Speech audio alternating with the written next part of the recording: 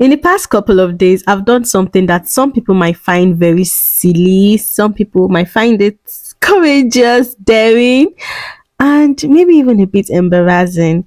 I decided to text all my old friends. Not old friends, because that would mean that we were friends, but we're not friends again, but there's no animosity. People, friends that are falling out with, I decided to text them and ask them to get on a phone call with me so that we can talk about one thing.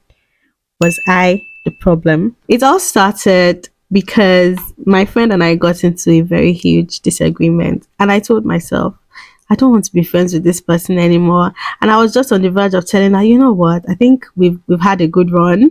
Let's just end it at this point. But on the evening of that same day, it just turned out that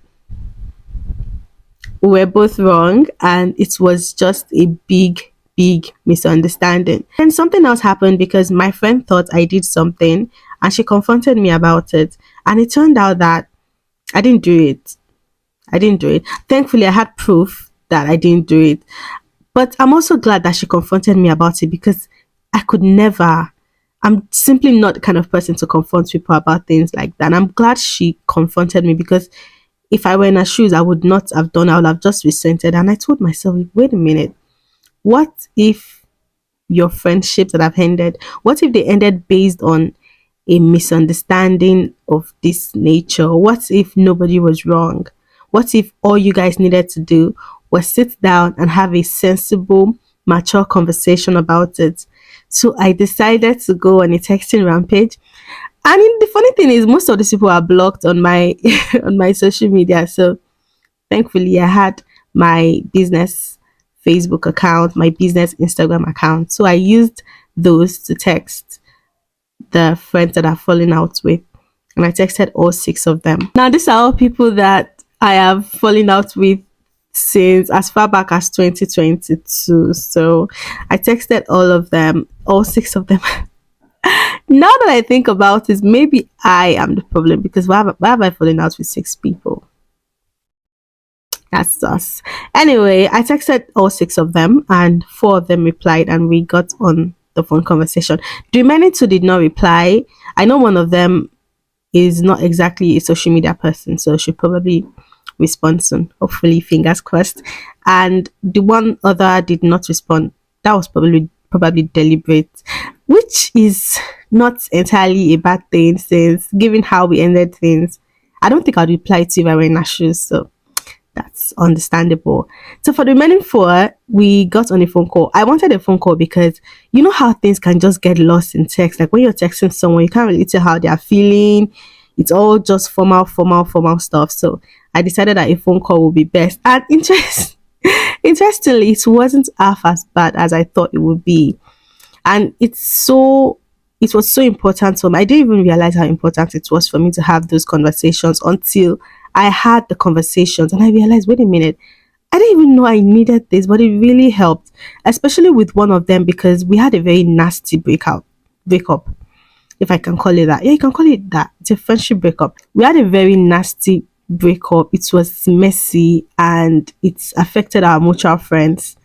But finally being able to talk to her about it and to settle our disputes, it's just gave me so much peace, especially when at the end of the day she said she loved me. Sometimes you fall out with your friends and you don't even realize how little and insignificant what you fell out with them was until you start to talk about it in hindsight.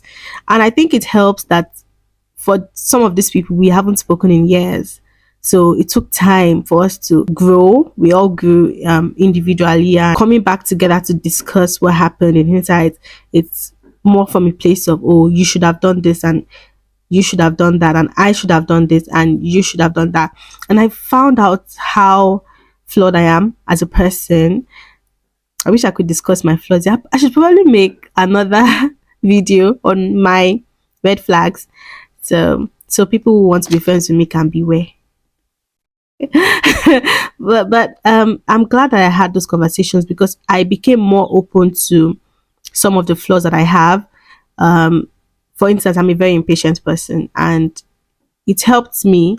The conversation helped me put that in perspective and see how my impatience was affecting my friendships and the people that were in my life that I love. And it's just put everything in perspective. And it was just a very beautiful conversation. I do not regret putting my steez at risk like that. I don't, because honestly, those conversations were needed and I'm glad I had them. Now, aside the fact that I needed to have those conversations and I wanted to put things in a better perspective, it also helped me when it comes to exposure therapy because I'm a very straight person. I'm very, not straight as in sexuality, but I'm straight in the sense that I'm very strict. I like to have all my things in one place. I like to be very calm, very collected, very prim, and sometimes very proper, especially when it comes to interpersonal relationships. I mean, but I don't like things getting messy. I don't like it. I like to avoid mess. I like to avoid drama. But I told myself recently, wait a minute. First of all my life, I have tried to avoid drama, and I still end up getting into one kind of drama or the other. Also, sometimes you need the exposure. You just need to put yourself out there. Like, what is it going to do? I asked myself, what is the worst that can happen? And since I've discussed this with some people, they said, oh my goodness, I would never do that. Like, oh, you're very brave, blah, blah, blah, blah, blah.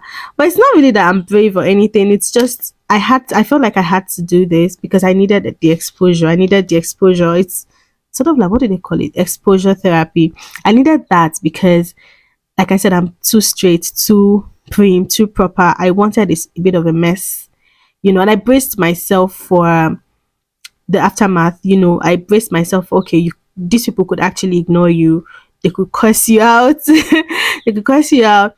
They could yell at you. They could say hurtful things. But it didn't matter to me. I just wanted to get that out of the way. And so what if they say those things? One thing I told myself was, even if they say hurtful things, I'm not going to respond to the hurtful thing because I started it, like I came to you. So whatever I see, I take. The whole thing really did help me with the exposure therapy. Now I feel more confident about, going after stuff. Like, it's always nice to seek whatever it is that you want, whether it is closure or, I don't think I was seeking closure, just like a conversation to put things in better perspective and to see whether or not I was the problem. And I'd say that it really helped, even though, see, honestly, I'm not I'm not even gonna lie. I still don't think I'm the problem. I don't know. I still don't think I'm the problem. But I was able to sort of like appreciate their own perspective and see things and see them in a better light. Now, does this mean I want to be friends with them? No. And I don't think they want to be friends with me either. I think there's only one person that I would love to be friends with again. But we both agreed that it was better to not be friends with each other. I miss her. I miss all of them. In fact, I miss all of them because one thing about my friendships is I'm the kind of person that gives my all to friends. Not my all, but I give my best to my friends. That's the word. I give my best to my friends and I present myself in the best way that I can to my friends in my friendships. And honestly, all my friendships have been amazing so far. Like, even the ones that we had the most bitter fights, it was amazing. It was a very good ride. And I'm a fun person. So if you're my friend, best believe you're getting all the fun. So it was definitely a fun ride. And I miss this particular person. I miss all of them. But this particular person I miss more because I completely see us being friends again. But we both agreed that we needed to do some work on each other and then maybe get back together in the future. And I really hope that happens. But for now, I'm going to be working on myself. And I hope that we can get back together in the future, maybe sometime in the distant future. You never know. You never know what can happen. But I'm so glad. She was the one I had the messiest fight with. And I'm so glad that we've finally resolved that. And we've come to a place of acceptance that, okay, we both did each other wrong and we shouldn't have done the things that we did and said the things that we said. I hurt you, you hurt me, and I'm sorry I did all the things that I did.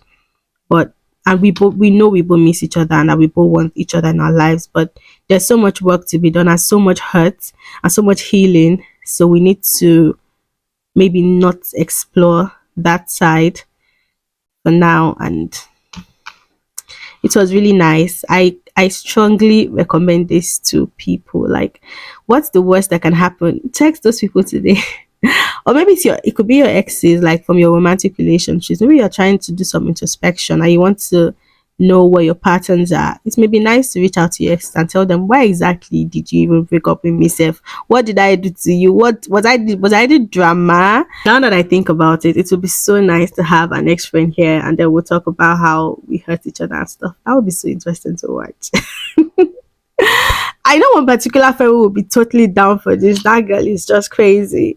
So yeah, it was really nice. It was a nice conversation to have, and I didn't even know I needed it, but it turned out that I did need it, and I'm glad I did it anyway. So if there's something you're trying to do, it doesn't even have to do anything with interpersonal relationships, texting your exes or whatever. It could just be something job related. Maybe you want to apply for a position or something like. Just go for it. That's the thing. That was the idea for me. It's just the thing where if you're curious about something, if you're curious, I was curious about whether or not I was a bad person.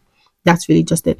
And if you're curious about something, then maybe just go for it. Like, just go and find out what's up. Now, you might not get a favorable response or whatever, but the point is that you've tried, and it's such a brave thing to do, to try, such a brave thing to be in this place where you're always I don't want to be embarrassed, I don't want drama, I don't want problem, I don't want wahala. It's just really boxes one, and then at the end of the day you haven't really lived. I feel like the times that I've lived the most in life were the times when I embraced drama. Not that I went about around courting drama, but I gave myself space to embrace drama when it comes, if and when it comes. Like, I'm not going to run away from drama, but I'm not going to go out there looking for drama either. And those were the times when I had the best, when I lived, when I feel like I lived.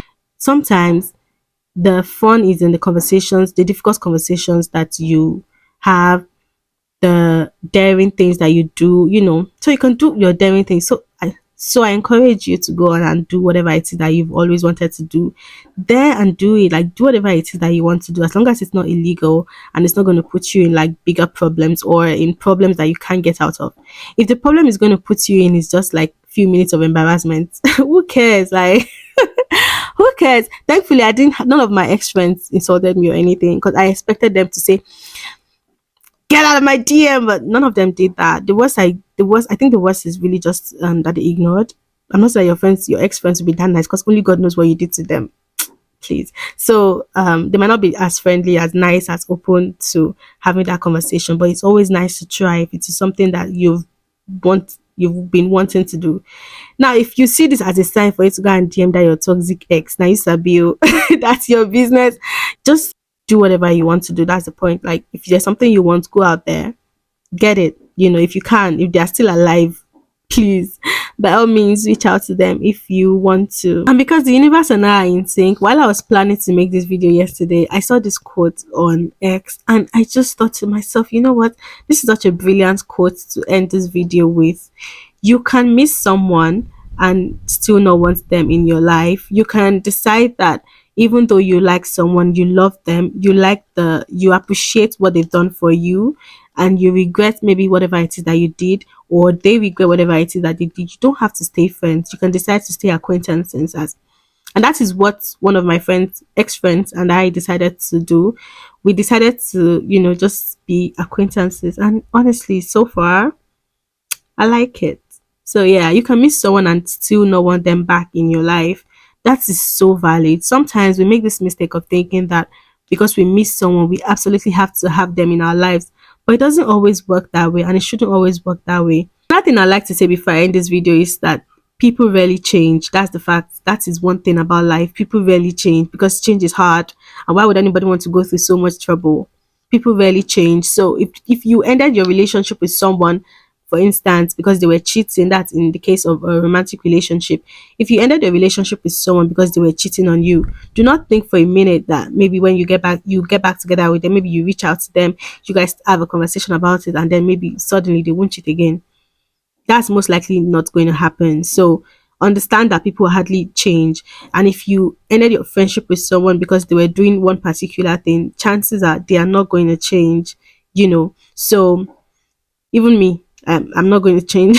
I mean, I can try, but there's only so much I can do because change is hard. That's the fact. And we are usually who we are. Our characteristics and our personalities are usually cemented and hard to People grow, of course, but do not get back together with someone thinking that they will change, especially when you've only been apart from them for a very short while. I'm talking less than a year. If you've been apart with someone for less than a year, don't think that you can just like reach out to them and then everything will be fine. No, it's most likely not going to work that way. If you're ending your relationship with your friend because they are stingy, don't think that when you get back together with them, they're suddenly going to be very generous people. I feel like the only way I'm going to get back together with an ex friend or even an ex anything is if I'm ready to cope with who they are. Maybe, for instance, I suddenly realize, you know what, maybe cheating is not so bad.